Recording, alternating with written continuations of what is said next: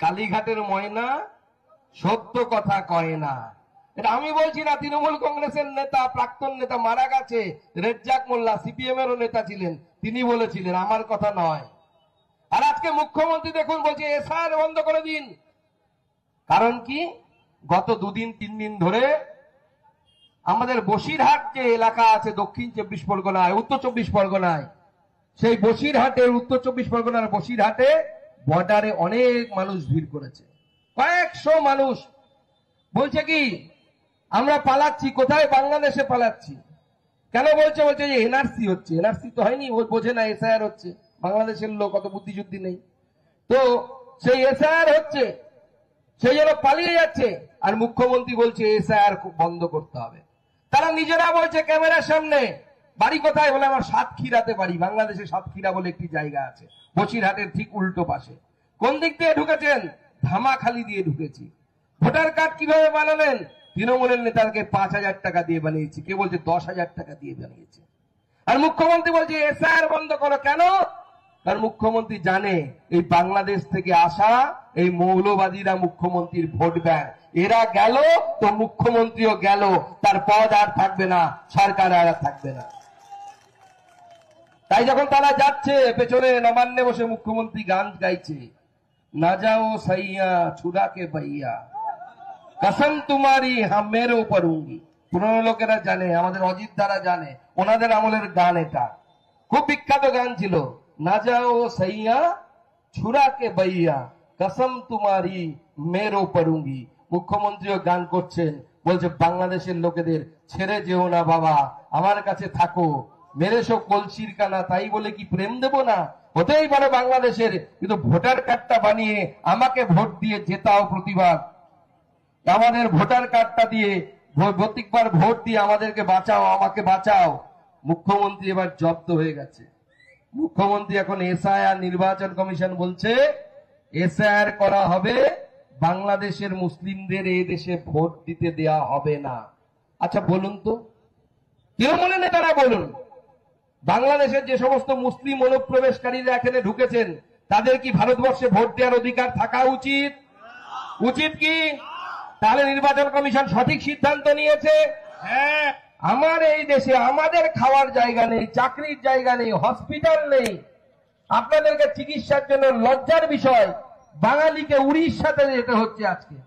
আজকে মেদিনীপুরের লোক চিকিৎসার জন্য, দাঁতনের লোক চিকিৎসার জন্য আমরা উড়িষ্যার লোকের কাছে হাত পাততে আমাদের বাধ্য হতে হচ্ছে। এই লজ্জা কার? কার এই লজ্জা?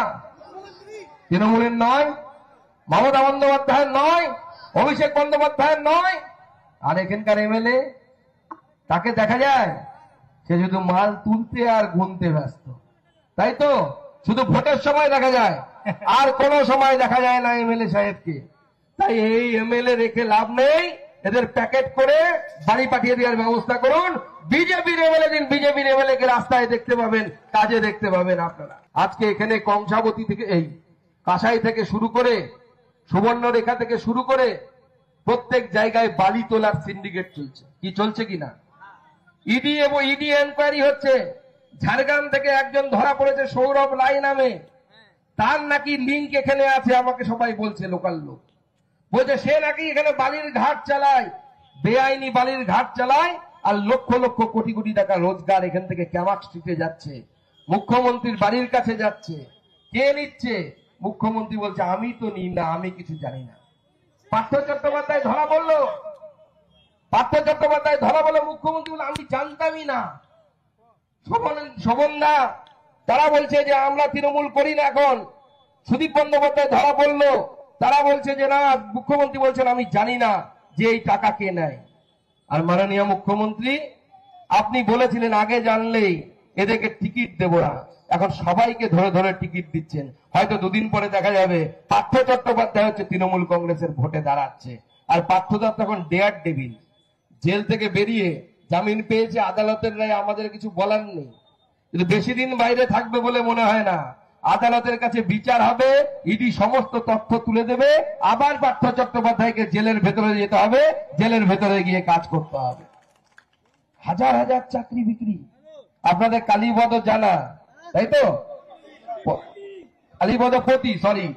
কালীপদপতি সে নাকি টাকা তুলে তুলে দিয়ে আসতো, সেই টাকা থেকে অপা বাড়ি তৈরি হয়েছে আমাদের বোলপুরে। সেখানে পিকনিক করতে গেলে আপনারা একবার ছবি তুলে আসবেন অপার সাথে, অপা বাড়ির সাথে। ও পার্থ চট্টোপাধ্যায়ের কাছে আবার যাবেন না, অপার কাছে গেলে, অর্পিতার কাছে গেলে পার্থদা আবার জোরে হয়ে সরিয়ে দেয়, কাউকে রাখতে দেবে না, থাকতে দেবে না। ঠিক আছে, তাতে কোনো আমাদের আপত্তি নেই।